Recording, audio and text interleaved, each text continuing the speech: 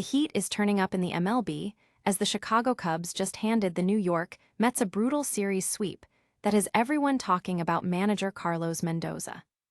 After a disastrous 11-game losing streak and a questionable late-game strategy, Cubs studio host Cole Wright didn't hold back, suggesting it is time for Mendoza to update his LinkedIn profile. We are breaking down exactly why that move to pitch to Nico Hoerner backfired, and whether Mets team president David Stearns will keep his job after this rough start. Tired of dropping your phone or struggling to prop it up? Meet the Pop Sockets phone grip with expanding kickstand in black, your new must-have accessory. Don't miss out. Grab yours today. Click the link in the video description to shop now on Amazon. Next up, we are looking at a massive shift in how AI learns to interact with the world thanks to LinkedIn and their new cognitive memory agent. Engineers like Xiaofeng Wang and Karthik Ramgopal are moving beyond the limitations of standard stateless AI by building a persistent memory infrastructure that lets agents retain context over time. This technology is changing the game for applications like their hiring assistant, ensuring that AI doesn't just forget your previous requests, but actually learns and adapts across every session. The modern office happy hour is getting a major upgrade as more companies ditch the cocktails for cannabis-infused team bonding. Rosie Matteo, CEO of Matteo Communications, reveals that her team even held a joint rolling workshop as part of a recent office event in New York City. We are diving into how this trend is spreading from cannabis-focused agencies to investment banks and fashion designers who are looking for a next-generation alternative to the standard corporate party. Finally, we head to the skies as GKN Aerospace teams up with the U.S. Air Force for the groundbreaking Titanium program. They are pioneering new laser metal deposition technology in Fort Worth, Texas, to revolutionize how we manufacture large-scale titanium components for defense and commercial aircraft. GKN Aerospace CTO David Bond calls this a massive leap in additive manufacturing, promising lighter, stronger, and more sustainable structures for the future of aviation. If you enjoyed these updates and want to stay ahead of the curve, make sure you like this video, subscribe to the channel, and hit that notification bell so you never miss a beat. Ever wonder what it sounds like when an opposing broadcast team officially calls time on your managerial career? Well, Carlos Mendoza just found out the hard way. After a brutal weekend in Chicago saw the New York Mets plummet into an 11-game losing streak, the Cubs' post-game crew didn't just critique his tactics, they practically handed him his walking papers. Host Cole Wright didn't mince words, suggesting live on air that Mendoza might want to polish up his LinkedIn profile right now, describing him as a former major league manager who just can't seem to figure out late-game situations. It's biting, it's brutal, and frankly, it's the kind of shade that usually follows a team that just can't get out of its own way. The breaking point. A bottom of the 10th inning blunder where Mendoza refused to walk Nico Hoerner, arguably the Cubs' most dangerous contact hitter. Instead of playing the percentages and setting up a potential double play, Mendoza let Hoerner swing, and surprise, surprise, he delivered the walk-off sacrifice fly. Mendoza's defense was that he feared Hoerner would steal second, but when you look at the stats, letting a .325 hitter beat you rather than taking your chances with the batter on deck hitting .164 feels like tactical malpractice. Now, the Mets are sitting at a dismal 7-15, tied for the worst record in baseball. While team president David Stearns is publicly backing his guy, calling Mendoza consistent and effective, the tension in Queens is becoming impossible to ignore. Is this just an early season slump, or is the Mets dugout turning into a pressure cooker that's about to blow? If you're a Mets fan, let me know in the comments. Is Mendoza the problem, or is this roster just destined for the basement? Smash that like button, subscribe for more daily baseball drama, and remember, in this game, your job security is only as good as your last decision. Ever feel like your AI assistant has the memory of a goldfish? You ask a question, get an answer, and 5 minutes later, it has zero clue what you were just talking about. That is the fundamental statelessness problem that has haunted generative AI for years. But LinkedIn is officially changing the game. They just pulled back the curtain on their cognitive memory agent, or CMA, a new infrastructure layer designed to give AI a long-term memory that actually sticks. Think of the CMA not as a new chatbot, but as the brain's hippocampus for LinkedIn's AI stack. Instead of forcing the model to relearn everything every time you open a chat, the CMA sits between the application and the underlying LLM. It persists, retrieves, and updates knowledge over time. Whether it's for their hiring assistant or other complex workflows, the goal is simple: stop the redundant reasoning and start the real adaptation. LinkedIn has broken this down into 3 brilliant layers. First, there is episodic memory, which tracks your past conversations. Second, semantic memory, which stores the facts and preferences that define you.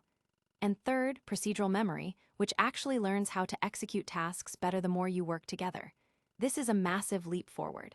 As LinkedIn engineer Xiaofeng Wang put it, memory is the secret sauce for real, scalable personalization. It's what transforms an AI from a glorified text generator into a functional teammate. What is really impressive is how this works in multi-agent systems. Instead of each bot working in a silo, the CMA acts as a shared foundation. If one agent handles planning and another handles execution, they are both reading from the same source of truth. No more conflicting information and no more lost context.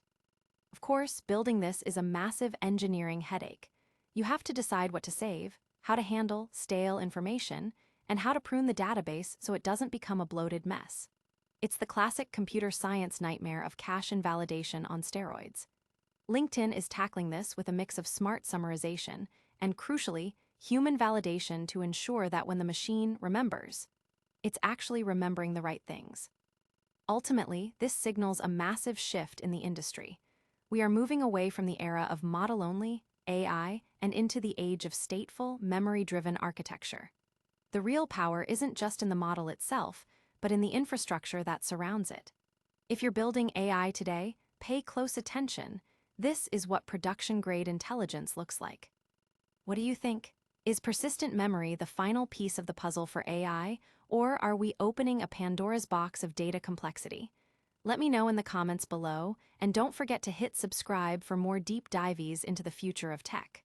Remember, the future isn't just fast, it's what you choose to remember. Ever wonder if the classic office happy hour is heading for a total rebrand? Forget the lukewarm beer and the awkward small talk over gin and tonics. The new team-building frontier is looking a lot more like a cannabis lounge. We are seeing a massive shift in corporate culture where companies are trading in the traditional cocktail for something a bit more, well, relaxed. Take Matteo Communications, a marketing agency that recently took their 35 employees to a professional joint rolling workshop. They even used their own business cards as the crutch. CEO Rossi Matteo says it perfectly. People get giggly, they bond, and it breaks the ice in ways a stiff drink never could. But why now? As legalization spreads across the US and the cultural stigma around alcohol grows, cannabis is stepping into the spotlight as the next generation social lubricant. It isn't just about weed brands doing this anymore. We are talking about investment banks and fashion designers looking at cannabis lounges to host their high-end events. It is a bold move that signals a broader shift in how we view professional downtime. Whether this becomes the new norm or remains a niche trend for the bold, it is clear that the 9-to-5 social scene is evolving fast. So tell me, would you be down for an office party that swaps the keg for a cannabis lounge, or is this a line companies should never cross? Drop a comment below with your take and hit that subscribe button for more deep dives into the changing world of work. After all, the office is changing. It's up to us to decide if we're ready for the buzz. Imagine building the backbone of a fighter jet or a commercial airliner, not by carving it out of a massive block of metal, but by printing it with surgical precision. This is exactly what the aerospace world is buzzing about right now. GKN Aerospace has just teamed up with the US Air Force to launch the Titanium program, a massive leap forward in how we manufacture titanium components. We are talking about laser metal deposition with wire technology, a process that is set to change the game for both defense and commercial aviation. At its core, this isn't just about showing off a cool new 3D printer.